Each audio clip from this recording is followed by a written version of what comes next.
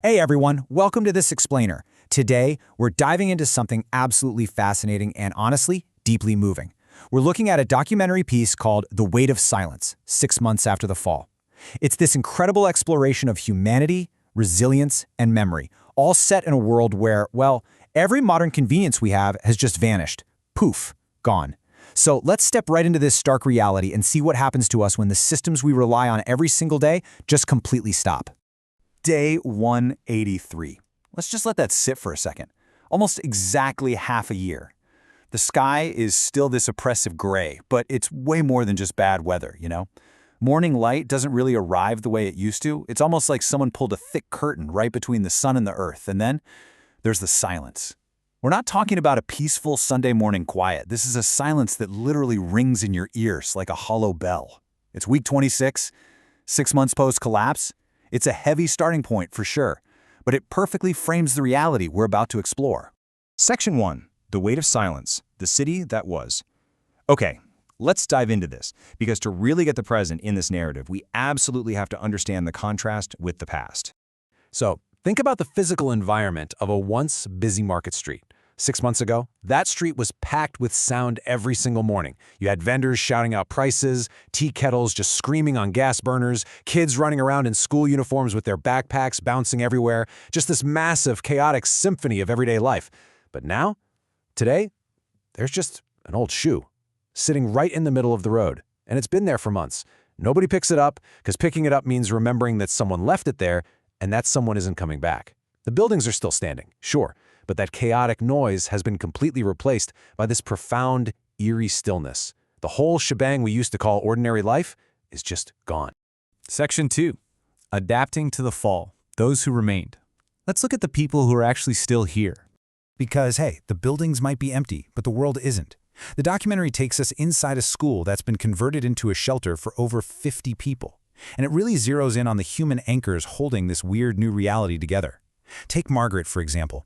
She's this elderly survivor who sits out in the courtyard every single morning just writing away in an old notebook. When they asked her why she writes, she said, so that someone, someday knows we were here, that we did not simply disappear, that we lived first. I mean, wow. What you really need to take away from this is how Margaret has basically become the local newspaper. She doesn't write down dates anymore because, frankly, dates don't matter. She records human events, who got sick, who shared their bread, who cried in the night, and who sat with them until they stopped crying. She is literally preserving their humanity in ink. Right alongside Margaret, we meet Callum. He's 25. 6 months ago, this guy was running a little shop selling mobile phone cases and chargers. Today, he's a farmer standing out in a dirt field. And when he first started, he had zero clue what he was doing. But he remembered his grandfather showing him something when he was just a little kid. His grandfather told him that good soil actually has a smell.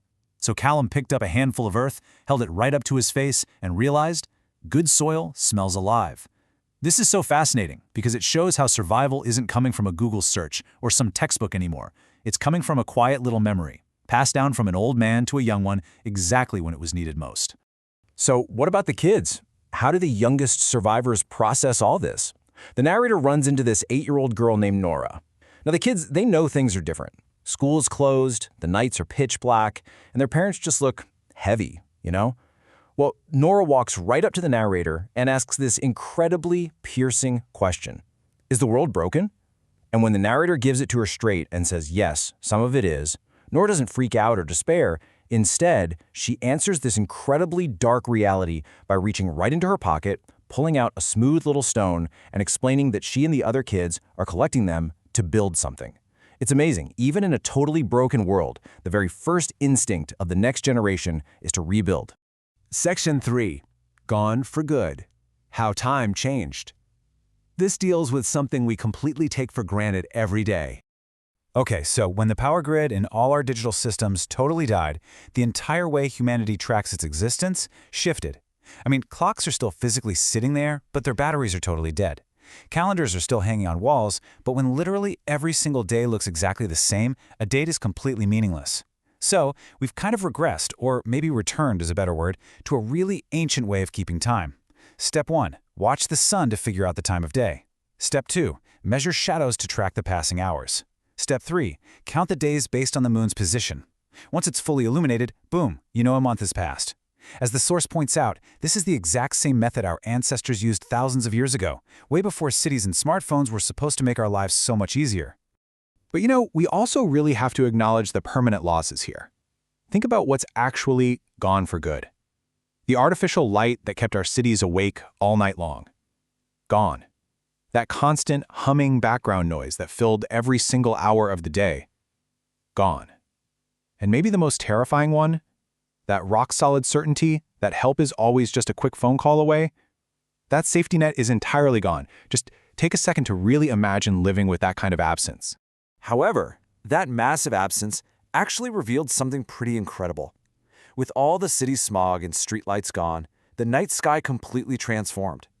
Stars appeared so sharp and thick, it looked like salt spilled across a black cloth. The documentary mentions this 63-year-old man who stepped outside, looked up, and saw the Milky Way for the literal first time in his entire life. His reaction? I did not know it looked like that. You can just feel the absolute awe in that statement. The collapse took away our artificial lights, sure, but it brought the entire universe right back to our doorstep. Section 4. A Voice in the Dark, the Radio. Let's talk about a major beacon of hope in this new world.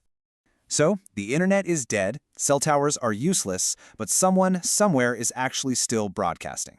Every single night, right around 9 p.m., people huddle around these little battery-powered transistor radios on their windowsills, just waiting for the static-filled voice to crackle through. And that voice, it brings absolute lifelines of news. It tells them a working well was found, or that a mountain pass is finally clear, or, get this, that a doctor will be passing through on Wednesday. Nobody has a clue who this broadcaster is or where they're transmitting from, but honestly, it doesn't matter. They gather, they listen, and just because of that one voice, they can sleep a little bit easier. A voice in the dark is not a small thing. It's this vital tether connecting all these isolated survivors, reminding them, hey, we aren't completely alone out here. Section 5. What the Collapse Returned 6 months later. And this brilliantly illustrates the real core of our explainer today. We've talked a lot about the silence, the crazy adaptations, and the massive losses. But now we need to look at what this collapse actually returned to humanity. So I have to ask you, what has the world really learned in 6 months? When you completely strip away the noise, the glowing screens, all our cozy conveniences, what fundamental truths are left standing? Well, here are the hard-earned lessons. First, you just cannot survive alone, not truly. Second, the person who shares their bread always finds bread to eat. Community has become the only currency that actually matters. Third, the undeniable, absolute value of clean water. You really only understand it when you've gone without it. And finally, in the deep, heavy silence of a long, dark night, a human voice is the greatest comfort there is. These aren't just practical survival tactics, you guys. They are a total rediscovery of what it actually means to be human. The collapse obviously took a massive, immeasurable amount from the world, but it returned something so vital. We actually look at each other now, not just past each other on some busy sidewalk, not looking down through our glowing phone screens, not in a hurried, distracted wave hello. In this strange new world, people finally, truly look at each other. And honestly, it leaves us with a pretty provocative question for our own lives right now. Do we really need a total societal collapse to start looking at each other again? Thank you so much for joining me for this explainer, and I really hope it leaves you with something powerful to think about today.